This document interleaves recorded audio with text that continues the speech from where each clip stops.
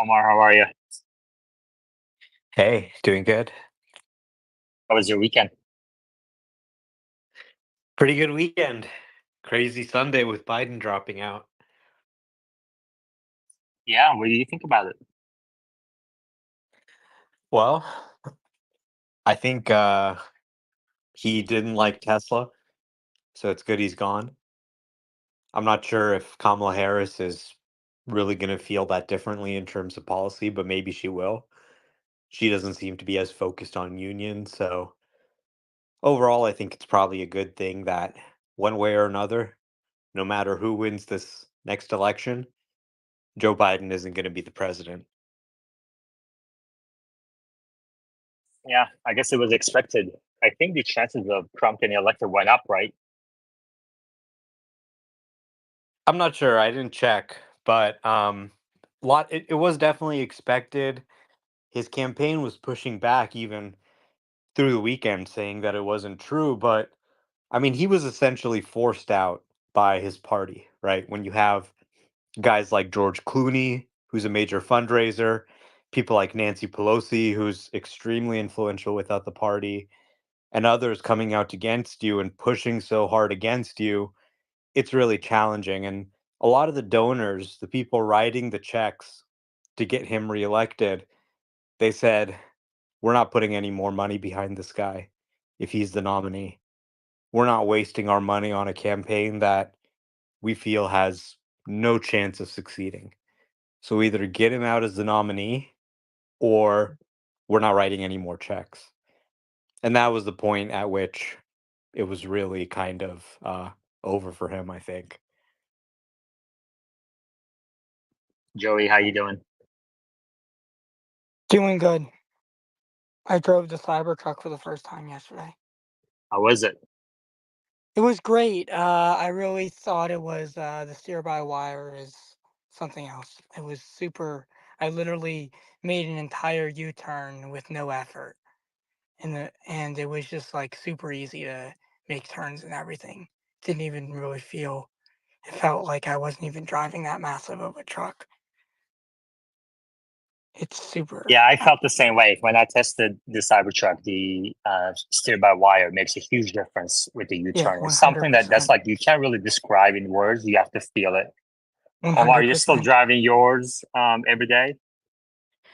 Oh yeah, I mean not every day, but just this weekend we went up to Lake Arrowhead with our family, like my family, my aunts and uncles, and we stayed in this cabin. I drove the Cybertruck up there, and I mean it's such a good vehicle for road trips. Just going up the mountain, up those switchbacks, you can drive at a pretty high speed, and the steer by wire makes it really easy to maneuver this thing even at high speeds. And then all my relatives were like, "Oh my god, this thing is so nice to ride in. It feels great in here." They were really, loving the truck, and I saw like 3 different Cybertrucks up there too, so they're starting to get out there. I think people are Yeah, really starting to one was like it. passing me. One was actually passing me once when we were driving. Another one, which was actually I never saw that before. There's like a lot around Yeah. starting to come out. Edward, how you doing? Pretty good. How was your weekend? What'd you do? It was good. I just kind of hung out with friends and caught up with a couple of, about 10, 20 friends I haven't seen in a while. And we went to a lake, floated, barbecue, some relaxing time. What'd you do? I actually took my wife with FSD. We didn't even program a navigation, and it just took us to the beach over by the Atlantic coast, and it was pretty wild. I mean, I had to take it off to go navigate to the supercharger once, but it was pretty insane. My wife was like kind of blown away because she'd never been in a long trip with FSD running the whole time.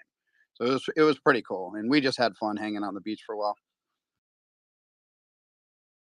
So, Omar, I hear 12.5, or based on Elon's comments, is it reasonable to expect 12.5 is the one that's going to roll out? 12.4 is over?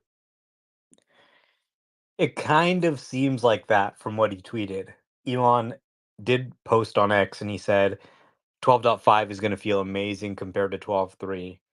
He seemed to kind of be implying there that 12.4 wasn't going to go out to more people. So from what I've heard, 12.5 was ready, and they said, okay, it doesn't really make any sense to put more resources into testing and fixing 12.4 when 12.5 is now ready to ship, and it fixes a lot of those same issues. So we're just going to roll out 12.5 now. And that's going to be super exciting. Elon did confirm it's going to be on the Cybertruck, which is just going to make it kind of an unbeatable vehicle. And they've really solved self-driving. They really have the framework to do it. 12.4 is routinely now driving for hours without intervention. And, John Carmack had a post this weekend. He noted the same thing. I just had a bunch of drives yesterday I recorded with my dad. And I mean, the thing just literally did every single drive we needed to do all day without an intervention for, 2 hours, 60 miles, everything we needed it to do. It just did it. And this wasn't even surprising. It wasn't even the first time that that had happened in the last week. So it's already getting really good on 12.4, with 12.5 taking the highway stack to the next level. I think it's time to start doing attempts at the coast to coast drive. And I believe we could demonstrate a coast to coast zero intervention drive before the end of this year. You're gonna do that, or you're gonna organize that? Do No, you have specific I'll just do it. I'll just do it myself. I'll just on go a take the Cybertruck? Cybertruck. Yeah, sure, why not? I mean, like, it's already, I think, above like 1,000 miles per intervention. So, you need like average of 3,000 miles without an intervention or something nationwide. And then you can just cross the country. And most of it's highway, and highway is pretty easy, right? It's pretty simple stuff. So it's like a lot of highway driving with a little bit of getting off and going to the supercharger. That's it. So if 12.5 is out and the highway driving is significantly better than what we're seeing with the old stack, then it really wouldn't be that difficult to demonstrate a coast to coast drive.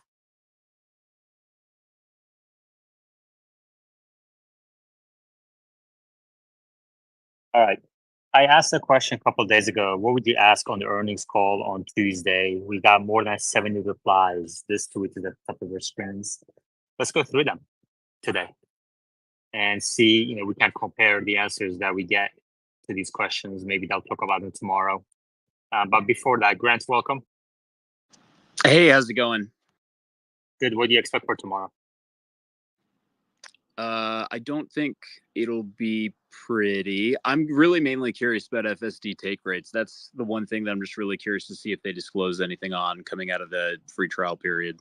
I feel like that is one thing as a bear that I'm worried about getting burned on is if they do have a surprise positive number. It is a non-GAAP metric, obviously. I feel like they could, potentially say something that indicates the number of users at a particular point in time that might not be reflective of who's paying and who's renewing. I feel like that would be an interesting data point to see potentially pump the stock and have a good result for folks. Yeah, I mean, if they, well, the fact is the hands-free, no steering wheel nag version hasn't really rolled out to most of the fleet. So, I think if we're going to see an uptick, it would be after that rolls out. Omar, what do you think? Yeah, I wouldn't be surprised to see maybe a marginal improvement in the number of users. But I agree, after hands free, that's when you'd probably start to see a more material uptick. Yeah, and Tesla is offering a $1,000 for if you have EAP, and instead of 2,000 in the past, you can now upgrade for $1,000, right?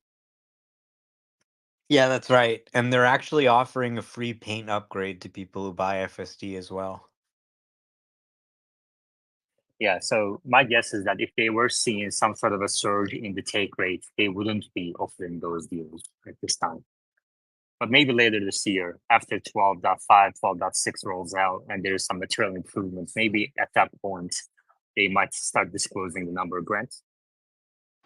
Yeah, I think I didn't realize they were doing a free paint thing. That's pretty interesting. I mean, it depends on how you want to assess it and analyze it. In my mind, if you believe that the way to get the stock price up is to say we've got X number of sales of FSD in the last quarter and have that be as big a number as possible, I think you could totally give away a bunch of stuff and make it more or less, break even and get the stock price to go up like 30%. I mean, it just depends on what you're trying to optimize for, in my mind.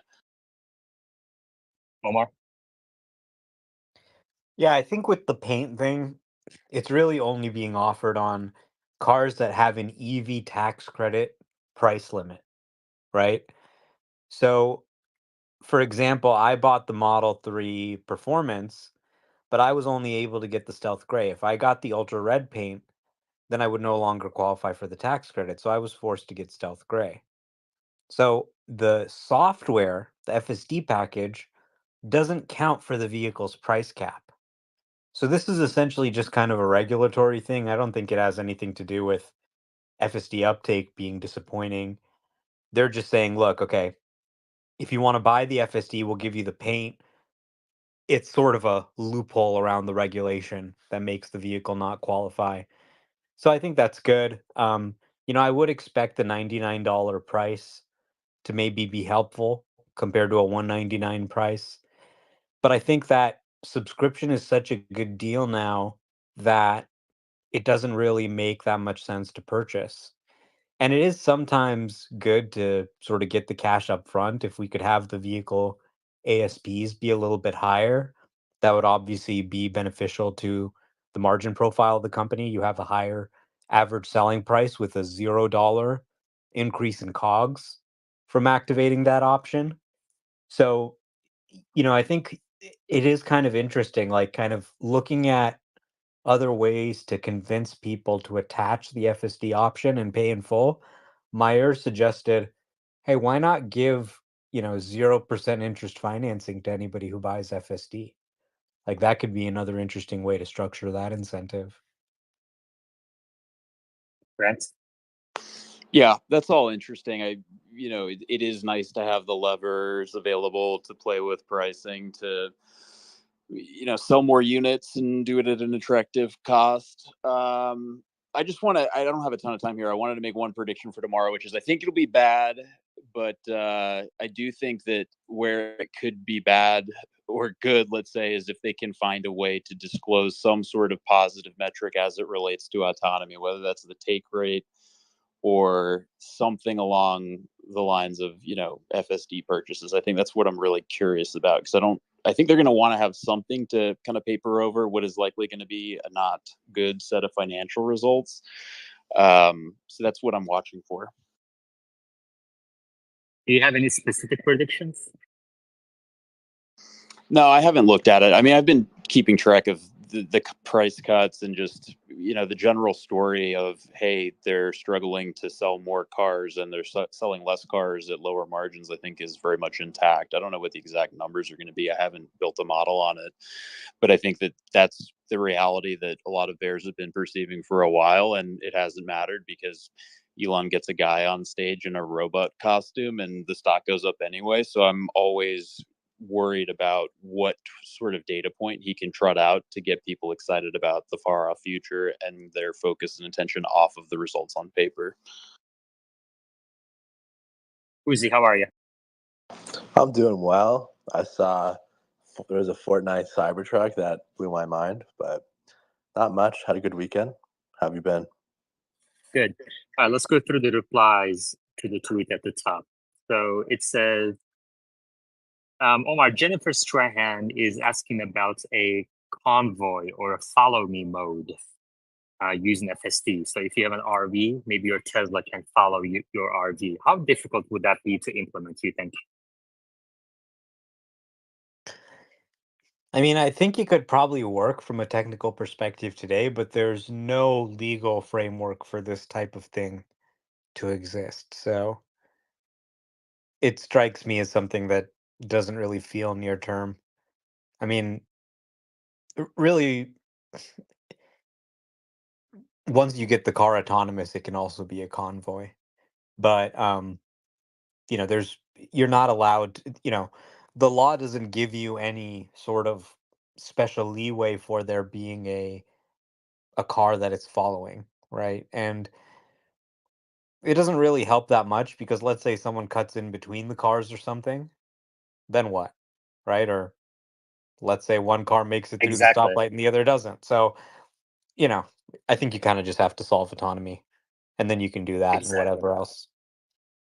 Exactly. I agree. That's exactly the scenario I was thinking too. Like, what if somebody cuts in front, in between the cars? Then what happens? I mean, you might as well just kind of like tie them together at that point, All right. The second question is from Henry. When can we see a Tesla financial services in the US? Henry has been looking into how the subvented rates are accounted for.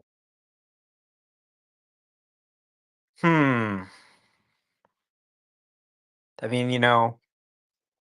this is a pretty deep topic that's pretty interesting when you look at how traditional OEMs are really just financing businesses with the manufacturer bolted on in some cases.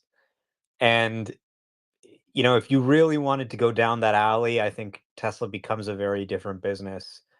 And I'm not sure they necessarily wanted to be a huge lender and expose themselves to that kind of risk. I don't think um you know that's really what their area of expertise is about. I think they want to focus on being a manufacturer, but there probably is some more things that they could do to make financing offers attractive. When you just look at some of these EVs that are being offered on the market, especially as inventory builds up. I mean, I don't know if you saw people leasing those old Nissan Leafs for $20 a month this weekend. Um, so the financing is a big part of how legacy automakers are able to compete, right? Because people don't care about the details. They don't care if they have 30% interest or whatever. They just care what the monthly payment is, and they'll just pay whatever the monthly payment is. So it's a big, big tool that the dealerships and legacy auto have, and maybe there would be some value in expanding more into captive finance.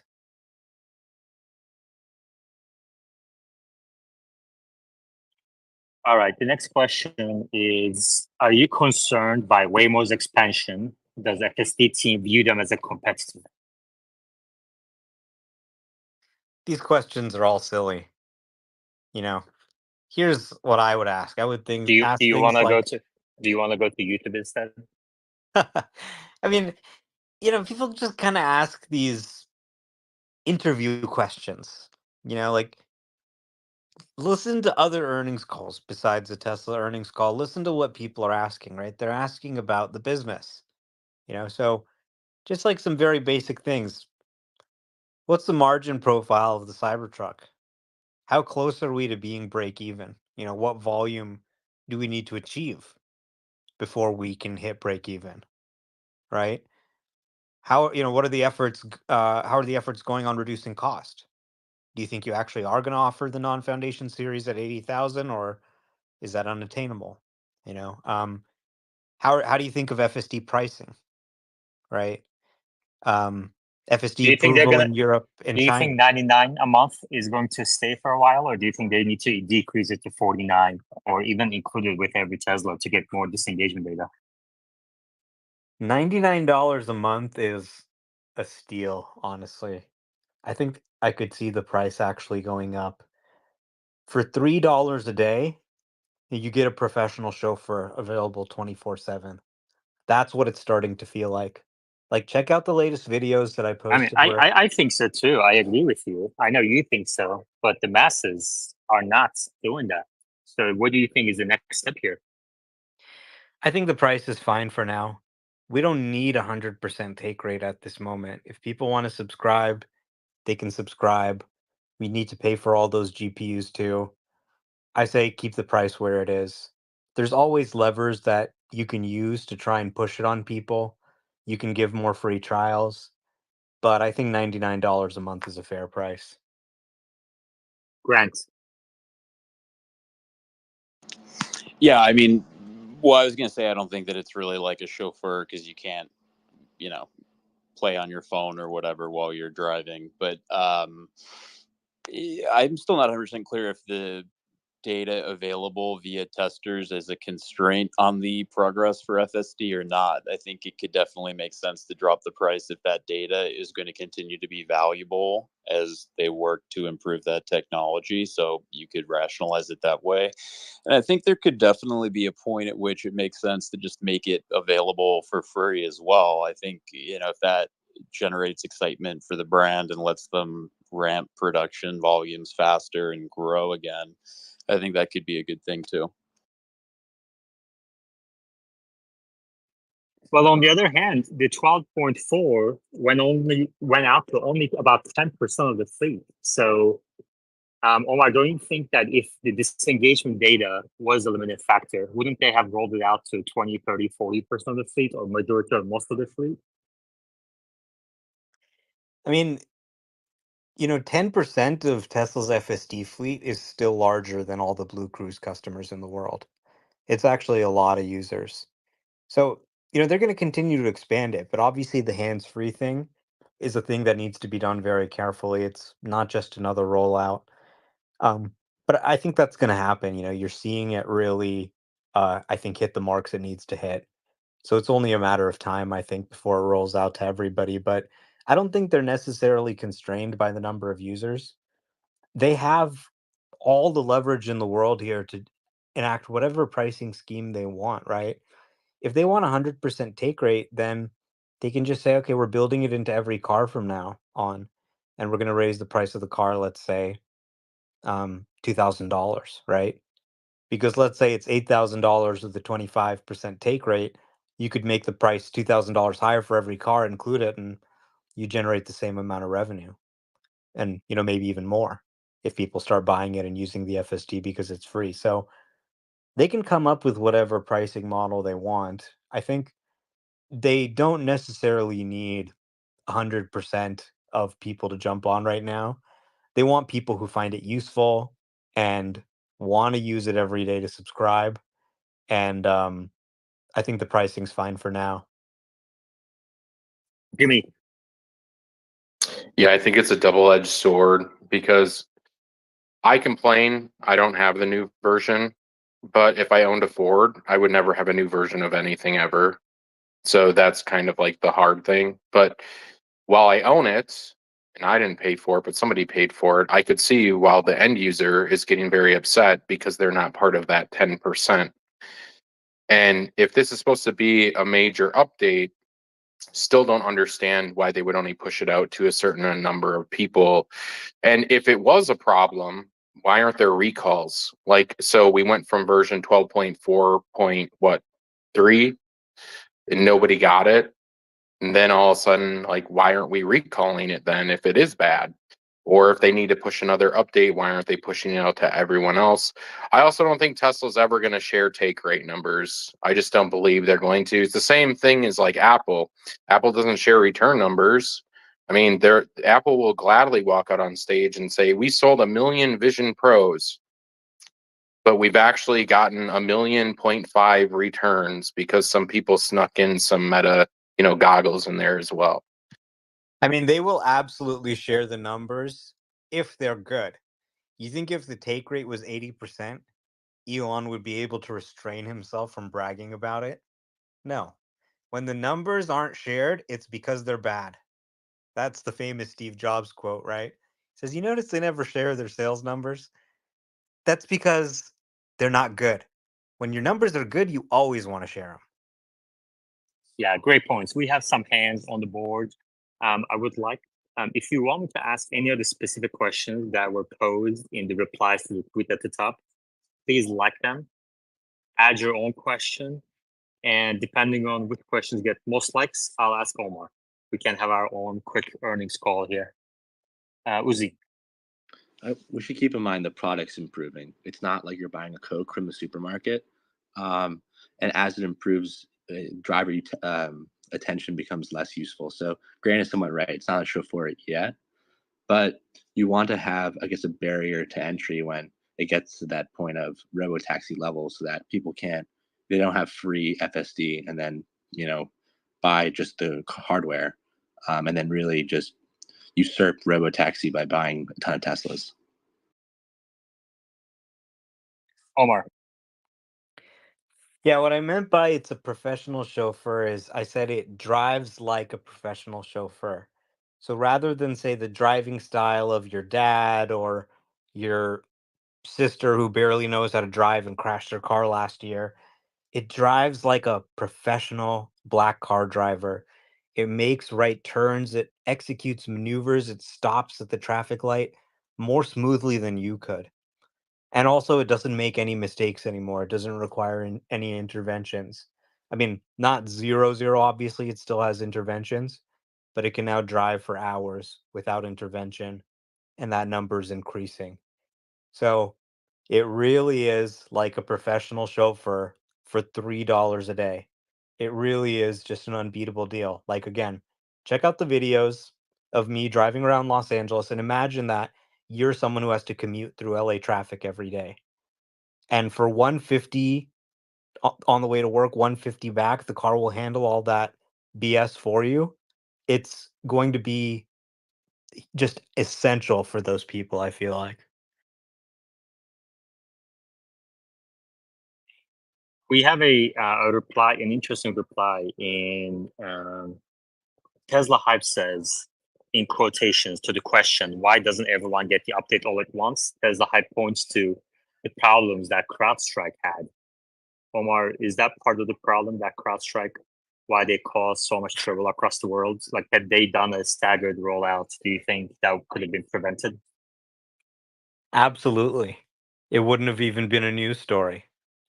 It would have been okay, one company had one issue with their computer, not issues with flights and banks and hospitals all around the country. Great. Edward. Yeah, I was wondering if you guys think it's possible that because it's maybe moving at an exponential rate that just skipping certain, skipping the 12.4 rollout to everybody is just makes sense, because why bother pushing it out? Like Omar was saying, when you got another one that's coming out that's going to be better anyway, isn't that a good sign that shows maybe that we're kind of going exponentially with the learning of the thing? Or is there any cost that Tesla has for pushing it out? Does it cost them a bunch of money to push this out to cars? Well, is it a good thing?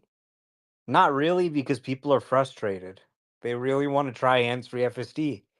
And it's ready, it seems to be working pretty well on my car. And they're not rolling it out, so people are annoyed. 10% of people have it. That's a step forward, but people really want this for good reason. So that's frustrating. Generally, it is taking them a little bit longer to get the updates out than Elon had hoped. He said we're going to have an update every 2 weeks, and by May, it's going to be looking pretty good. Well, here we are in July, and they haven't even gotten the first of those updates out yet. So, as usual, Elon sets the bar very high for the rate of iteration. But the updates themselves are very good. As I said, and John Carmack said, it's now driving for hours without intervention. So it's looking good, but the process of rolling this out safely is extremely challenging, even for a company like Tesla. Jimmy. Yeah, people aren't mad that they don't have it. People are mad because they go to the doctor and the doctor says you're sick. And you say, okay, well, what's wrong with me? Well, you're sick, man. Yeah, but what part of me sick? Am I dying? Do I have? Well, you're sick. We're not going to tell you anything else. We just know you're sick, and here's no answers. And that's why people are frustrated. If Tesla were to come out today and say, listen, we rolled it out to this number of people, we found this issue, we're fixing it, we're going to continue a rollout here, then people would understand and they wouldn't get so frustrated. But they're just saying, hey, you're sick, and we're not going to tell you why. Trevor. Hey, yeah, I just can't listen to Omar say all these, superlatives about FSD's performance without pushing back and saying, giving some voice that, this is not true for everyone, right? And Omar, I really wish you would like qualify it and say, it's driving like a chauffeur for me, but you make these general statements. It's really hard to listen to. And I And feel don't that listen to it, Trevor. And why do you come to the space to listen to it? You don't have to come to this space. there's great ideas shared here. This space is valuable, but it's more valuable with dissenting opinions, right? And I just don't want everyone to get the impression that I don't think anyone believes, literally, I don't think there's anyone on earth who believes what Omar says about FSD's performance in his area applies to the entire world. So you're wasting time by doing this every single time he opens his mouth. Yeah, I mean, you already made this point last time. And I said, yes, it doesn't work every place in the world perfectly. You may have issues here and there, but I'm in one of the biggest Tesla markets in the world. Okay. So to minimize it as, oh, well, it's just LA. Well, guess what? A ton of EVs are sold here, and we have a ton of traffic. So watch the video for yourself. See if I'm exaggerating or what I'm saying is true. Most people won't sit through the video and watch it and see the car driving for hours through Los Angeles without making a single mistake. Literally, at the end of the first video, I asked my dad, can you think of a single criticism? Can you think of a single mistake it made? He said, no, I can't think of one. And you too will experience this. You'll get in your car and it'll just do a drive perfectly. And your sort of minor complaints of it's too slow, it won't be too slow. It'll drive like a human. And you'll say, oh, wow, Omar wasn't making it up. My car is actually doing this drive perfectly. I guarantee you, you will come back to this space and you will say, my car is now doing it perfectly. Jimmy, I hope it's true. Yeah, I just want to add to that. I know I've watched a lot of your videos and they're great. And I would love for my car to have no interventions, but I don't live in that area. And that's what I love about the space is that we do get opinions of other people. And we also get real world views of everybody's drive in different locations. Like that guy from Chicago. Chicago is one of the hardest areas. And we're still seeing improvement in his area throughout like his videos. And he'll come on here and he'll be like, it didn't do this. And then he'll get an update. And then he's like, it's starting to work.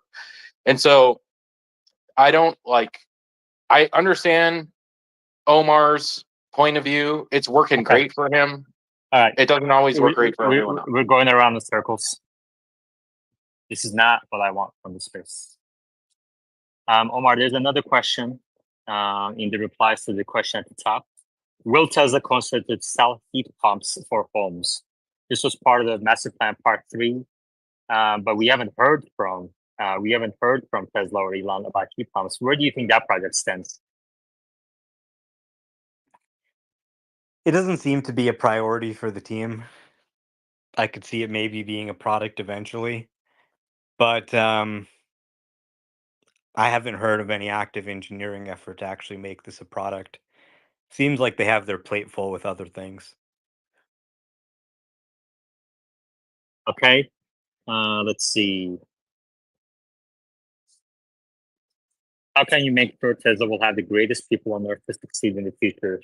Let me rephrase it and say, have you seen any sort of, like, some people have voiced concerns in the space about Elon's tweets and becoming political in this election cycle, potentially alienating some employees on the left.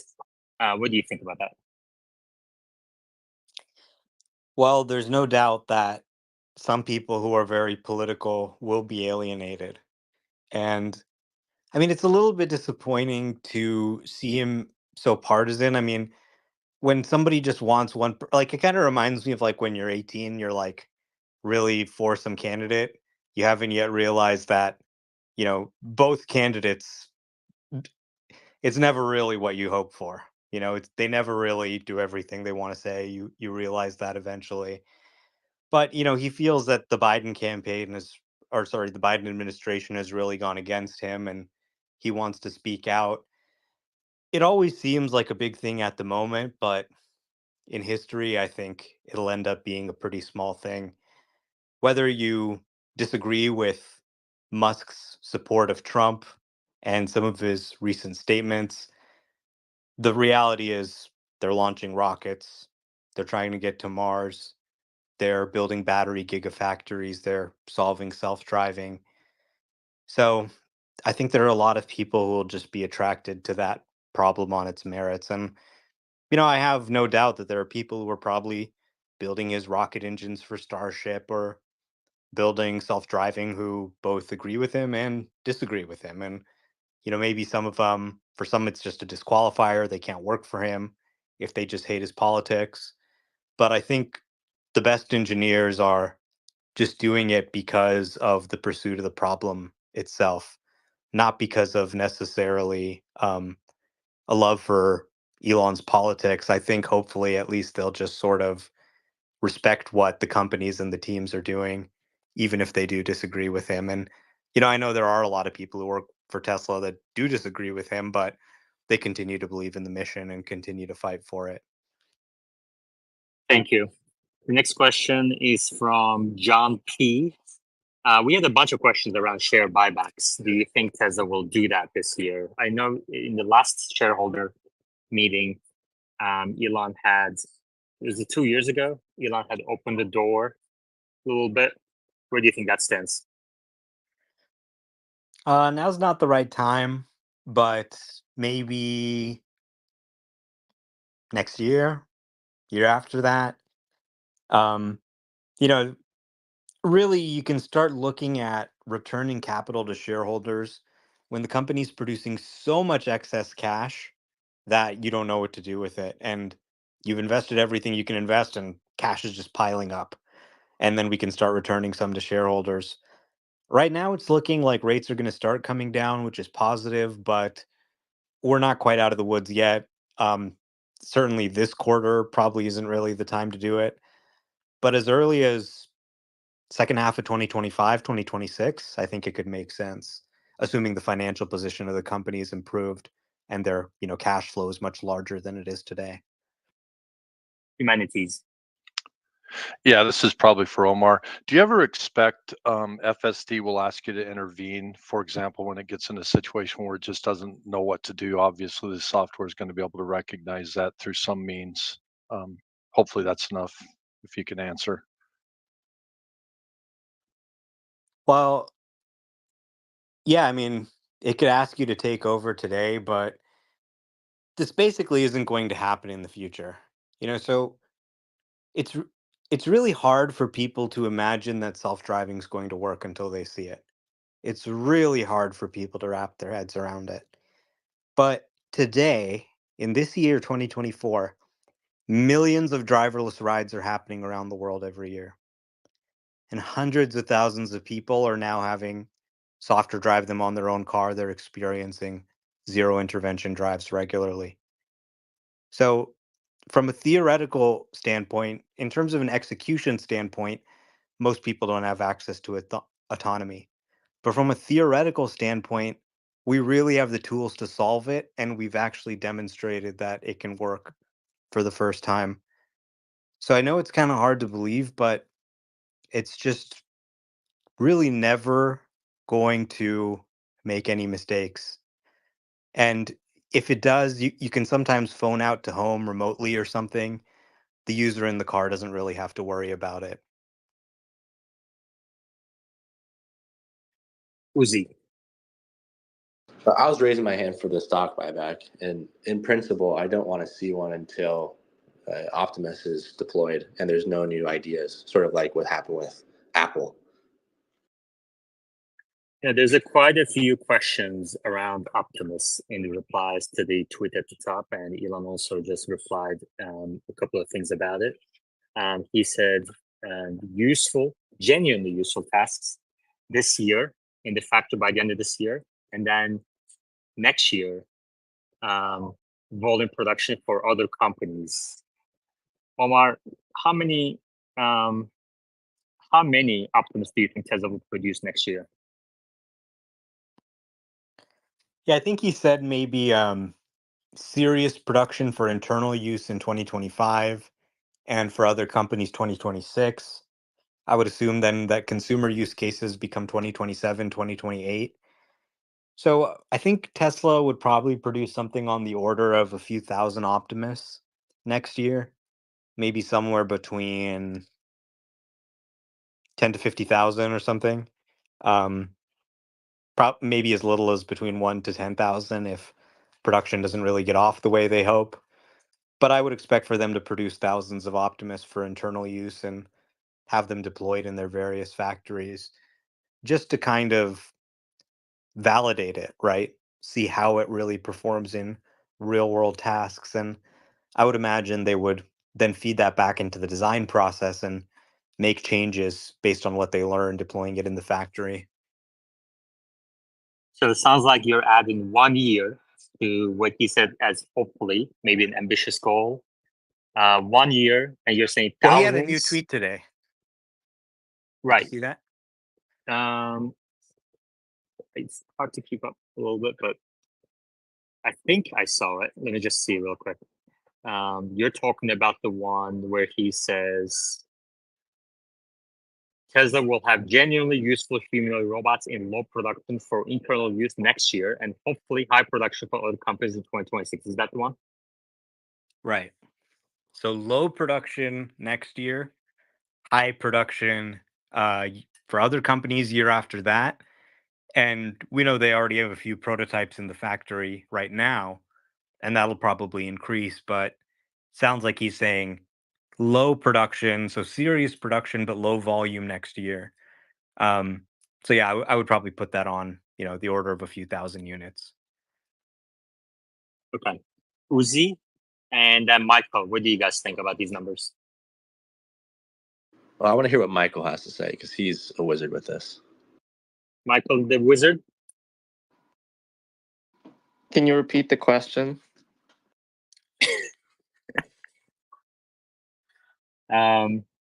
What do you think about the numbers we're forecasting here for Optimus production? Let's say a few thousand for genuinely meaningful work in the factories next year, by the end of next year, 2026. Yeah, it's very hard to kind of forecast a production ramp ahead of time because production ramps follow the S curve, and at the very beginning it's very small volume, and then it hockey You sticks don't up. have to answer like Elon. Just like cut to the chase. All right. Well, I would say yeah, thousands is probably reasonable estimate for next year, and then eventually they're gonna just keep scaling towards hundreds of thousands and then millions. But yeah, it's kind of hard to judge the demand profile right now based on just how useful they can make it. So I think that's the main metric we should be focusing on is how useful is it and what and then you can kind of derive a figure of like how many you can sell and then how they would ramp production. But early stages would definitely be in the thousands. Omar? Yeah, so going back to the age-old question of what generates $1 billion in profit first, Optimus or Robotaxi, by this timeline, I don't think that you'd see $1 billion in earnings until you got to the high production phase at the earliest, where you're selling it to other companies. So we're talking 2026 at the earliest. I think that puts me in a pretty good position to win the bet of robotaxis generating $1 billion first. There would be probably about, at least 30 months between now and them hitting that milestone with Optimus, I believe. Alexander? Hello, guys. Do you think they're gonna hand build 1,000 of Optimus robots next year? I think they're hand building them right now. Next year, you'd see them coming off something that more resembles a production line for higher volume output.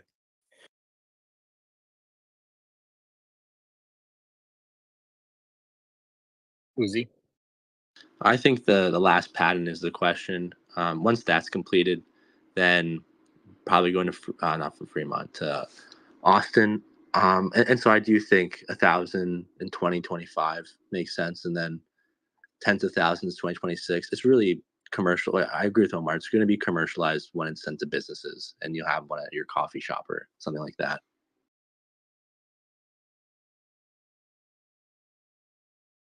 When do you think that's going to happen?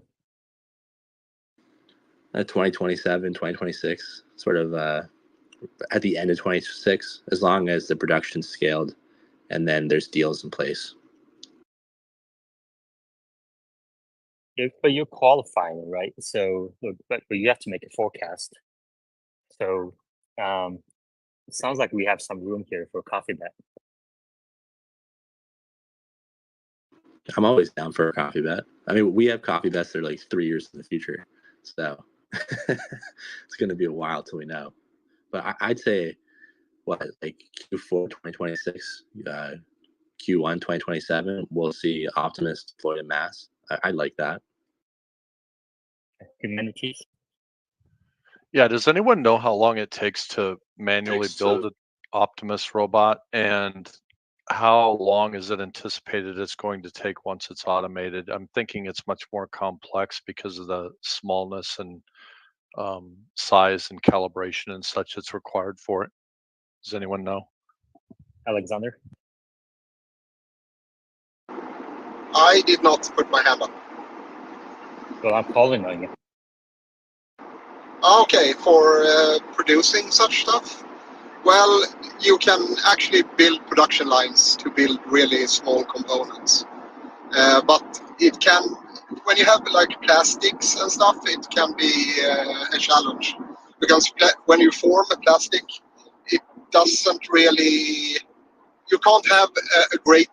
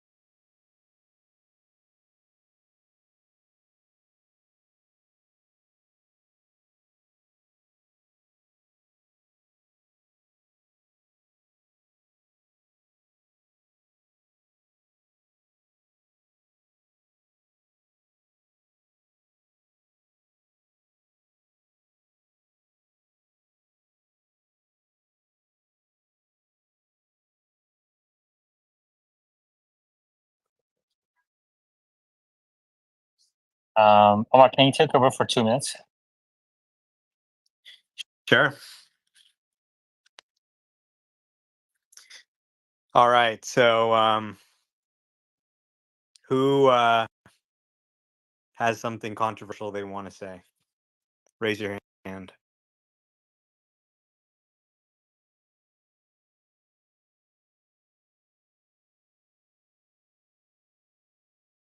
Come on, don't be afraid.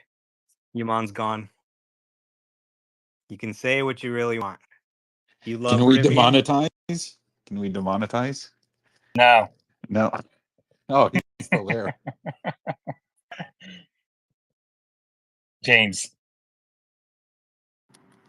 I noticed that Adrian Dittman had posted a earnings space coming up tomorrow at 2. Do you guys think that's worth listening to?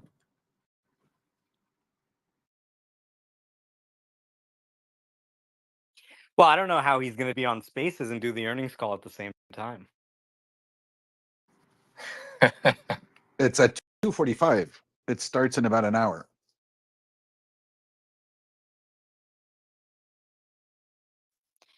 So let's see, what's the news today? We got Cybertruck in Rocket League and in Fortnite. 2 games that the kids love.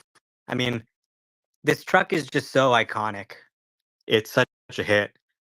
I think people are really honestly still underestimating it. They have these biases that it's ugly.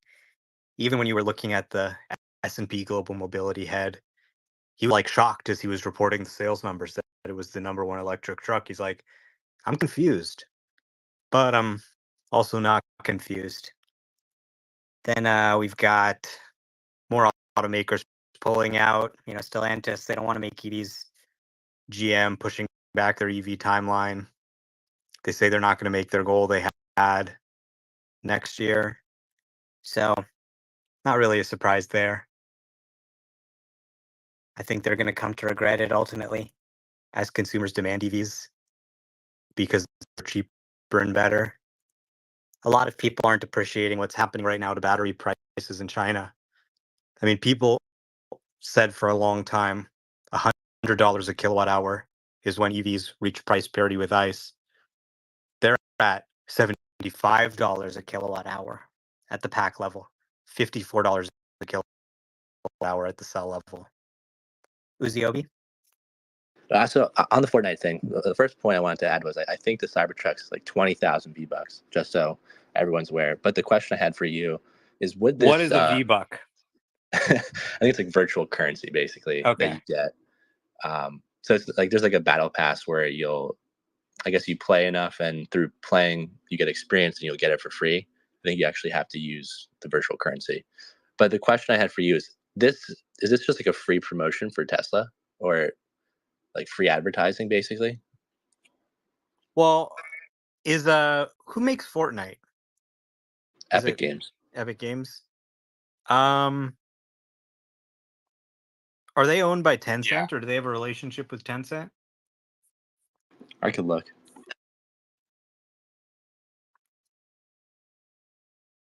Yeah, I think they may have an equity stake in Epic Games. So Tencent owns 5% of Tesla.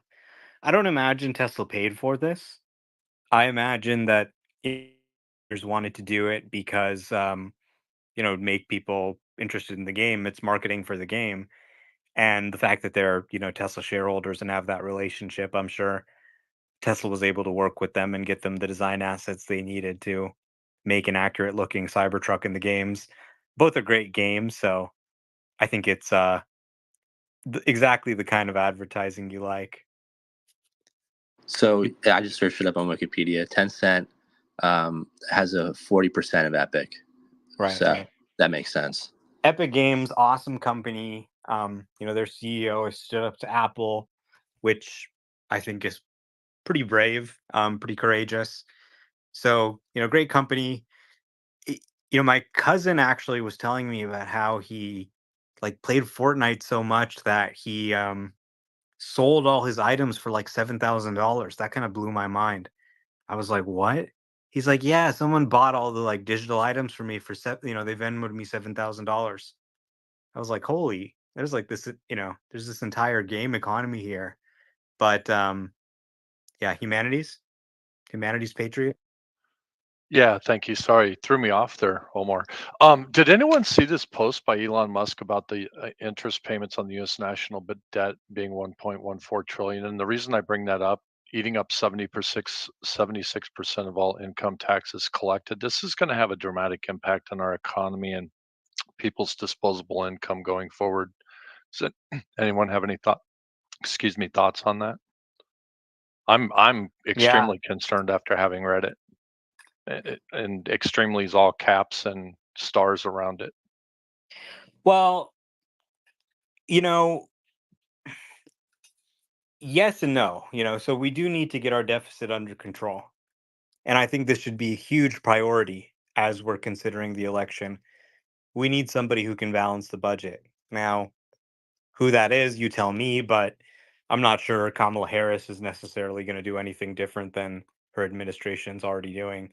So, I think this is something we should really press the candidates for, whoever the nominee is going to be. The danger with these huge deficits is that you can potentially destabilize financial markets. We're really paying more on interest than we're paying for the defense budget. So it's really a pretty troubling situation. At the same time, it's manageable just because US government debt is an asset. It's a security that underpins the entire global financial system. So even though we just keep spending more money than we have every year, people still keep buying our debt because it's one of the safest things you can do with your money in the world, right? Like we kind of take it for granted here having a dollar where your purchasing power is very stable, but in any other country, the currency can swing wildly, you can lose your purchasing power, you can have an unstable government, the government can sort of seize your assets, you can have defaults, Argentina just goes, okay, we're not going to pay our debt. So people love US debt because we always pay it back, right?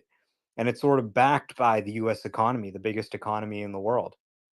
So you want a bond that is considered a risk-free bond, then you go for the US debt. And that's what's really enabled this massive deficit spending. Now the problem occurs when, let's say, you had some situation that eroded the confidence in the US government to pay. So, for example, let's say we have some crazy presidential candidate who comes in and he destabilizes the country and he says, I'm not going to pay the debt, or he just manages things so poorly that, the country isn't able to manage those debt obligations, or even people just become worried, right? Let's say there's a recession and tax receipts fall and the deficit gets even bigger. Then what you're going to see is the price of US government debt go up, the price being the interest rate. Now, if the interest rate on US government debt goes up, this is sort of the base of all credit in the United States because the US government is always going to pay you back. So that's the absolute lowest rate that is going to be offered. Every consumer credit card, consumer auto loan has to be what the US government would pay you plus some.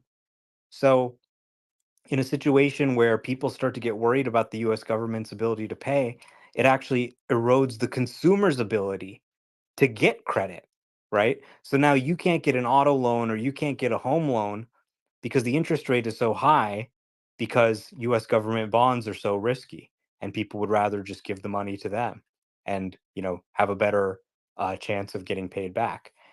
So then this could make the situation even worse where you see an economic slowdown that is caused by a credit freeze and we all end up living in boxes on the streets. So yeah, it is probably pretty important to get our deficit under control.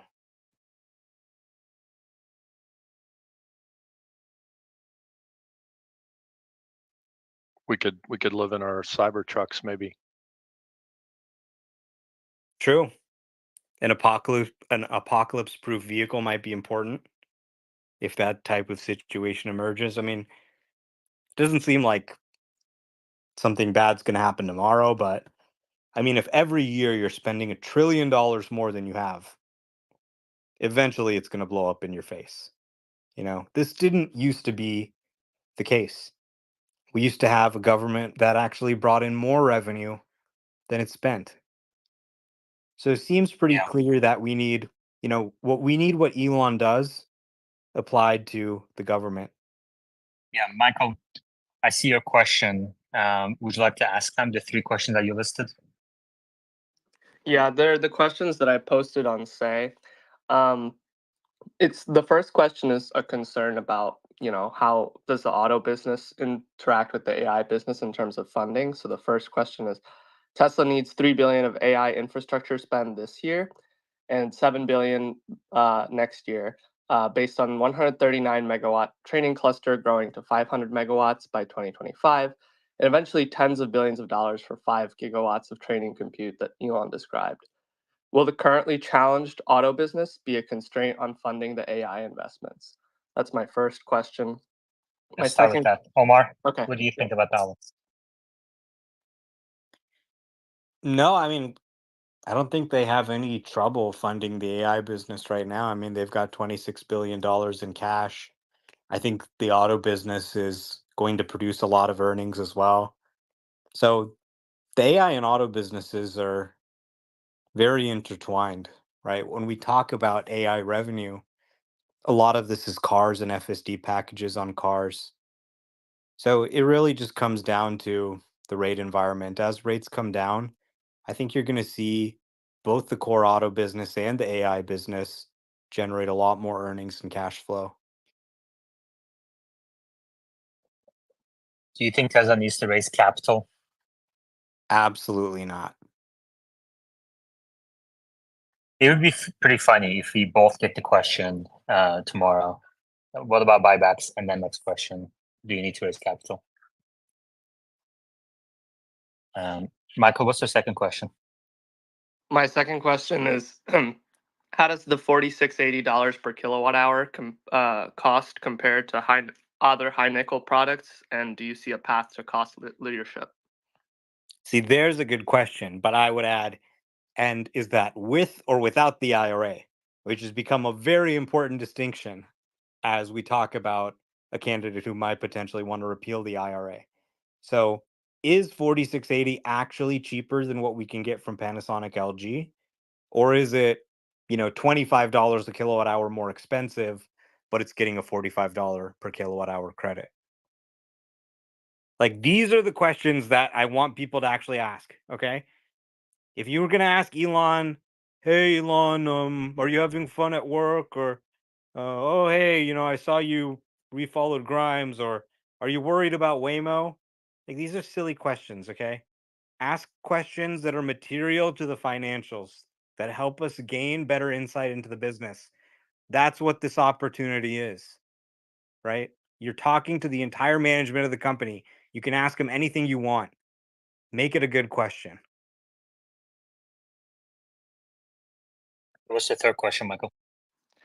My third question was, is XAI benefiting Tesla's AI development efforts? And I should have added, if so, how?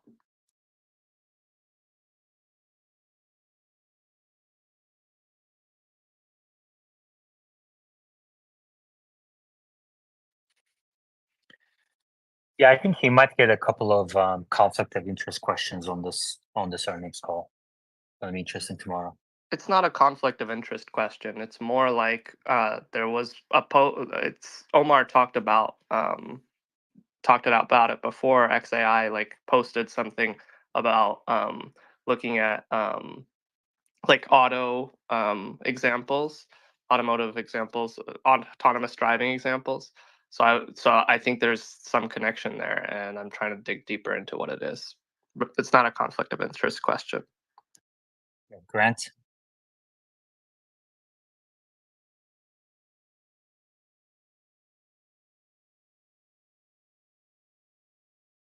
Okay. Yeah, I don't know if you guys saw, but XAI just brought online one of the largest GPU clusters ever. I think actually the largest training cluster ever used for this purpose. So they've got pretty big ambitions for Grok. And from what I understand, Tesla's actually going to be using Grok for the voice assistant in their cars. And they're not paying XAI anything to use that. So they get it for free. But XAI has also released model weights in the open in the past too. So conceivably anybody could use it.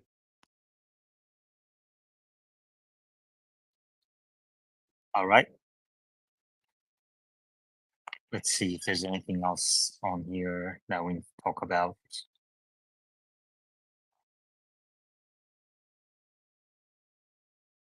Yeah, there's some really interesting, and by interesting, I mean not interesting, replies in here.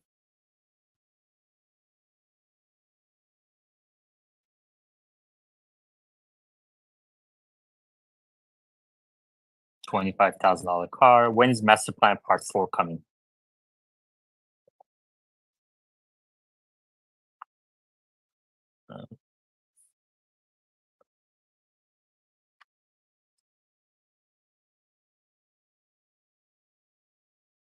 I would ask him what the effect of the repeal of the IRA, EV, and energy tax credits would be on Tesla. No Republicans voted for them. If repealed by Republican Congress, fewer could afford. This might come up tomorrow.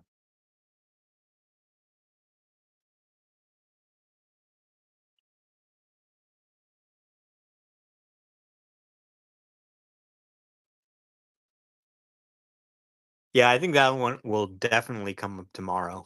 I would be shocked if none of the Wall Street analysts bring it up. Yeah.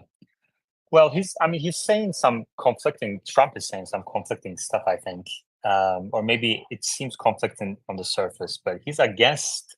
He said he's going to remove the mandate. It's not really clear what he means by that. But at a minimum, the credits will probably go away, right, Omar? But then he's also very positive Yeah, about I think Elon. when he's talking about the mandate, he's really talking about the fuel economy restrictions. He has also said that he wants to get rid of the EV tax credit. That would require an act of Congress, although he could put some restrictions through his sort of executive interpretation of some of the battery sourcing provisions. But, this really is a funny election. We have one set of candidates who hates Elon Musk's guts, but they can't stop giving his companies money. And then you've got another candidate that actually loves Elon Musk, but they don't want to give money to his companies. And, it's kind of a funny dichotomy there. But, I think Elon's position has always been we don't need subsidies. Given a level playing field, we'll actually do better compared to our competitors. And I think that subsidies are never going to last forever, right? Especially when you have a massive deficit. I could go on for a while about how bad these IRA provisions are. Joe Manchin essentially wrote this law to be a nightmare for EV companies. It gets more and more difficult to comply with every year. The price caps suffocate you more every year. The income limits suffocate you more every year. And for hybrids, it doesn't get easier to comply with. So over time, it just makes hybrids look like a better and better deal compared to a full EV. So either way, if it stays, great. If it doesn't stay, yes, it will make it a little more expensive, but EV sales will continue to grow just like before. And we would probably have a rush to go take advantage of the tax credit before that happened. Like, I would definitely recommend to people, if you qualify for the tax credit and you want to get a Tesla, take advantage of it now. I mean, the $7,500 point of sale credit, it really is an incredible deal. $7,500 off. Don't have to wait for tax time. Just write off the invoice. So take advantage of it while you can, because it's a great deal. And it sounds Did you? like sooner or later it's gone. Yeah, I did. I got the new Model 3 Performance with it. So No, it was in supercar performance for under 50,000. Crazy. yeah. Did you hear about LG halting Gina battery plant in Michigan? Oh, wow, really? Yeah, all these legacy automakers are pulling back on their battery Yeah. plans, EV plans. Like, they're a no-show on the transition. Yeah, All they're giving talk. the market to Tesla. Yeah, and when the market turns up again, I wonder how long it's going to take them for them to come back on making promises. Did you hear about BMW raising prices in China because cutting prices didn't work? I pinned at the top No, didn't an hear about that. article from Bloomberg. The first cracks have started to appear in China's bruising car price war, with some BMW dealers moving to raise prices and sacrifice volume in a bid to restore profits. Dealerships across the country are raising prices across the entire lineup, covering both gasoline and EVs, according to local media reports and dealers interviewed by Bloomberg. While prices are still in flux and set by individual dealers, prices of some models have been jacked up by as much as $6,900. The move is in stark contrast to other foreign automakers like Toyota, Volkswagen, who have been slashing prices, and other Chinese automakers. There's no mention of Tesla in this article, which is really interesting. But this article is at the top of your screens if you want to read through it. Looks like Mercedes and Audi are starting to do the same. So luxury automakers, after they cut prices to keep up with some of these Chinese automakers and Tesla, they're reversing course. What do you think of that? We'll see. I mean, I think they're just kind of giving up. The Chinese economy right now is troubled by a number of things. You have, of course, the property bubble. That's kind of now extended into a banking crisis where you have some banks going under. There's been talks of lowering rates. So I think the pricing environment and sort of the deflationary situation you're seeing is really just a product of macro. And BMW just kind of had to say uncle, right? They can't cut prices anymore and try and compete. They are just saying, screw it. We're going to set the prices where we are comfortable. And if we sell fewer units and the Chinese companies or Tesla sell more units, then at least we're making some money on the cars we sell. This is just getting too painful for us. I mean, the situation there in China is just brutal. Yeah. And Stellantis, so car dealership guy had a tweet about Stellantis CEO refusing to do more incentives. They have the highest inventory levels across the industry. And I guess maybe they're running into some sort of we can't be sacrificing profits any further. So I would expect Stellantis to start losing some market share going forward. In the meantime, the industry itself is struggling with the issues of the dealerships had issues with the software that they were using recently, and across the industry, days of supply has increased to triple digits now, 110 days of supply across the industry. This is obviously going to impact Tesla as well. But let's go to Uzi first. Uzi. I also wanted to add on BYD, Warren Buffett has been dumping his shares. He now has just less than 5% when he said he had about 20% about a year ago. I could link the Bloomberg article too. Okay, Mishka.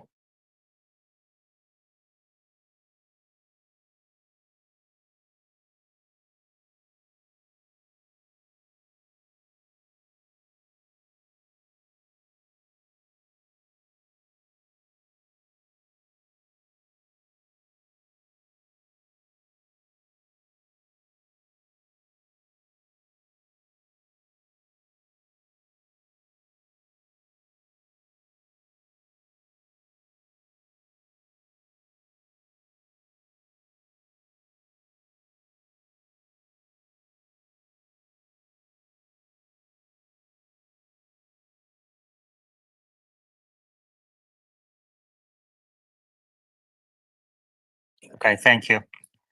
Omar, which industries, which companies do you think will buy Optimus first? Manufacturing, retail, shipping and distribution centers. They're great for picking